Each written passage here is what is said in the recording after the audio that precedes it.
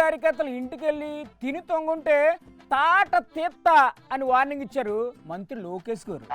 ఒక పెద్ద కర్ర తీసుకొని ఇంటికెళ్ళి కోటింగ్ ఇస్తా అని హెచ్చరించారు. నమస్తే సార్, మీ కార్యకర్తలు చాలా మంది అలుగుతున్నారంట. కానీ మంది పసుపు జెండా. జెండా ఒక్కటే పసుపా, ఇంకేమన్నా ఉందా పసుపు రంగులో? పసుపు జెండానే కాదు, మన రక్తంలోనే పారుతుంది. అది అందరికీ రక్తం ఎరుపు రంగులో ఉంటే మీ ఓళ్ళకి మాత్రం పసుపు రంగులో ఉంటది, అంతే కదా? మనం చేస్తున్న సంక్షేమ కార్యక్రమాలన్నీ మనం ప్రజల్లోకి తీసుకెళ్లాల్సిన అవసరం చాలా చాలా ఉంది. ప్రజల్లోకి తీసుకెళ్లాలనే ఐడియా బాగానే ఉంది, కానీ అసలు మీరేం సంక్షేమం చేస్తున్నారు అని ఎవరైనా అడిగితే ఏంటి చెప్తారు సార్? యువకులు ఆశలు పెట్టుకుని మనం గెలిపించారు. మరి నిరుద్యోగ భృతి ఏమైంది? 20 లక్షల ఉద్యోగాలు ఏటైనాయి? మన కార్యకర్తలు మనందరికి నాతో సహా ఉన్న ఒక జబ్బు ఉంది రాబాయ్. జబ్బా?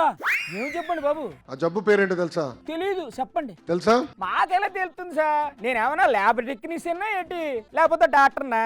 అలక. అబ్బో అలక, అదేం జబ్బు సార్? మనం అలుగుతాం, వెళ్ళి ఇంట్లో పడుకుంటాం. మరి వాళ్ళకి కావాల్సిన పనులు చేయలేకపోతే అలుగుతారు కదా, ఇంటికెళ్ళి పడుకుంటారు. ఎవరైనా అలిగారంటే నేను కర్ర పట్టుకుని ఇంటికి వస్తారా బాయ్. వామ్మో, అలిగితే కోటింగ్ ఇస్తారా ఏంటి?